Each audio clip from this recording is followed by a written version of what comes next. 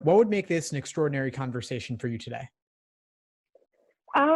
Well, I guess to kind of figure out if my goals are even realistic and what steps I really need to take to get there.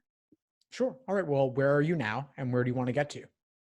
Okay, so I've only taken 4 practice tests. My highest score has been a 158.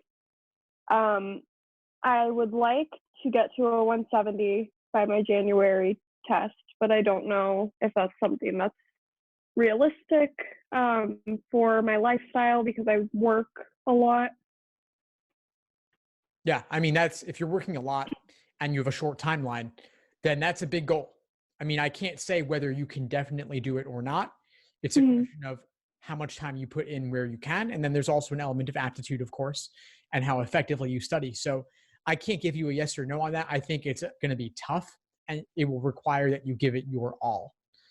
Mhm. But alternatively, would you consider, if you had to, taking the LSAT a bit later and applying next cycle if you had to? Well, I guess if I can, I'd like to take it in January and just see where I'm at.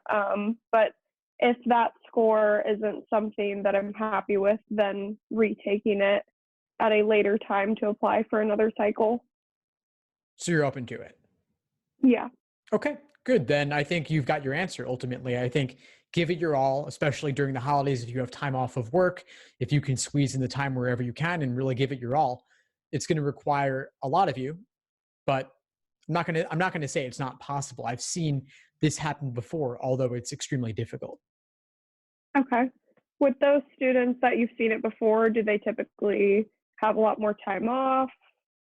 Having more time off definitely makes it more likely, but I think the one commonality I see amongst these students is a complete obsession to mastering this exam and not letting any stone go unturned. So anything they have trouble with, anything they have difficulty with, they do not let it go. They are fierce in holding on to whatever understanding or glimmer of insight they need. And they just work. They give it their all. Okay. So what other questions do you have for me, Christina? Because I'm sure that you've been studying for a little while already. 158 is a pretty good score as it is, although I know you want to do better. So I gather that you've been studying for a little while. Yeah, I was studying throughout September and October, but I didn't really have any guidance. I was really just mainly focusing on logic reasoning, not the games or the reading comprehension. And I kind of blew through a lot of logic reasoning sections and would go over them in review, but I didn't really learn any strategies or anything to actually improve on my logical reasoning. So I felt like I was just blowing through sections without actually improving a lot. Yeah, that's a really common mistake. I think that students too often they want to dive into questions rather than taking the time to slow down and really analyze their mistakes. The review process is really where the gains come from. And so what I was saying about those students who give it their all and they're obsessive about this, that obsession extends to every misunderstanding, every mistake they make, even those so-called careless mistakes. If you don't see what led to them, then you'll be prone to making the same mistake again. Okay. And let me see what other. I guess I was going to ask also, are the multi-sequencing games ones that students often struggle with? I'm in the logic games section now within your 2-month study plan, and I've been kind of moving through the different games and going back to reflect on old ones, so they're still fresh in my mind. And I found the multi-sequencing ones are a little bit difficult for me. Yeah, they are harder. In fact, the schedule lays out the games in a general progression of difficulty. So it starts with the easiest ordering games, then slightly more difficult ordering, then the most difficult ordering, then same for grouping. Easy, medium, hard. Easy, medium, hard is the general progression within each game type. And so it's that's what you want to the order in which you want to do them. That makes sense. So yeah, it's going to get harder as you go. And so you might need to slow down. You might need to do more games of each type as you move along. Okay. Um,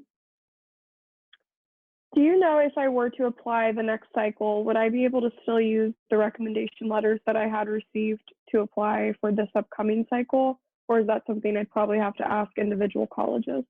those would still be good, but you would need to write a new personal statement if you were reapplying to the same school. Okay. Do I have anything else? Oh, so I noticed in the 2-month study guide, I think there were 12 tests total that I should be taking, and you said to leave back a few if I need to retake it. Um, I blew through a lot of the logic, well, pretty much all of the logic reasoning sections in test 72 through 79, really. Um, so the only newer tests that I really have would be tests 80 through 88. And then rather than that, I have pretty much all of the tests in the 60s booklet, except some of the games that I'm currently going through for your 2-month plan. Good. So, Yeah. So you like, still have plenty available.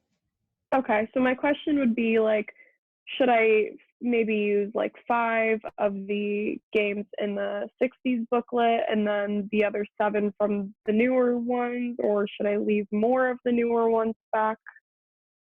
I wouldn't worry too much about the specifics, honestly. You just want to have a handful of recent exams in the 80s to use for a potential retake. So if you want to make half of them from the 60s and half of them from the 80s, and then you still have more in the 80s remaining for the future, that's fine. And keep in mind that if you decided to retake again in the spring or summer, you would have another couple of exams after that. You would have 89 and you would have 90 available as well. So the numbers will increase. Okay.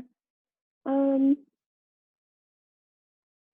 how many hours a week, I guess, do you think I should be studying ideally, if I am to come within somewhere of my goal for Yeah. 2 months? Yeah, it's hard. I mean, I would typically recommend someone studying full time do 10 to 15 hours a week to maintain some sort of work life study balance. For you, given your goals, if you're really committed to this, I would try to squeeze out more. I also don't want you to run the risk of burnout though. So if you can carve out an extra hour in the morning or an extra hour after work before you go home, or you wake up early on the weekends to get a little extra time there, you could probably get up to 20, 25 hours, but it's going to require putting everything else aside. And during the holidays, that can be tough. So it's really going to require some understanding on the part of your friends and family. Gotcha. Okay. Yeah, I have a second job, so I think even though I would be a little tight on money, I think I'm going to ask if I can cut down to 1 day a week there, and just cut back on eating out instead, so that I have an additional 5 hours that I would instead be at my job to study every week. Yeah, well, I definitely appreciate the investment you're willing to make in this. I think that's a characteristic of the students who do the best on this exam. But I also want you to still have a little bit of time here and there as an outlet, just because I don't want you to burn out. I want you to have some time for relaxation because that'll actually help you in the long run. Okay. Yeah, I definitely will keep that in mind. And I think I was going to ask something else. Oh, when I got like a 158 on the most recent prep test that I took, it was basically like I got minus 11 in the logic games, and that was because I ran out of time, because I really didn't know how to diagram, and then minus 9 in reading comprehension, minus 10 in logic reasoning. So essentially, I'm pretty much bad in all 3 areas in a very even way across the board. Is that common in students that are getting the score that I got, or is that going to make it more difficult for me to study and improve? For where you're at right now, that's fairly common. But as you move up to higher scores, then what happens is typically students who do, let's say someone who gets a 170, they'll get -1 or perfect on logic games, and then -3 on each of the other sections. So as you get to the mid 160s, let's say, I would expect that games are going to get closer and closer to perfect, and reading comprehension will be a little bit tougher to improve upon significantly. And so I would actually suggest that you make logic games and logical reasoning your primary foci, plural of focuses, I guess. You make those your primary foci, and then reading comprehension, you still study that, of course, as well, but at the same time, you'll have slightly less improvement there, or at least that's to be expected. But really, Okay. games, focus on perfecting those because they are the most perfectible section. Okay. All right. Well, I do not have any more questions. Thank you. I really appreciate all the feedback and information that you've given me. Yeah, of course. What would you say is the biggest insight you got from our call today? Um, I think just hearing from you, since you're someone that has gotten a really good score, and you're obviously a professional in this, that I do need to really put in a lot of time to get where I need to be, but also make time to breathe. And that the score that I'm at is being weak across all three areas is typical for 158, and also to focus on logic games and logic reasoning. I think all that is really helpful, and I got a lot out of it. Great. Fantastic. Well, please keep in touch and let me know if you need anything as you move forward.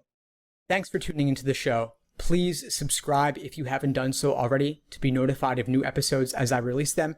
And feel free to reach out if you need anything at all as you move forward with your prep. I'm happy to help however I can.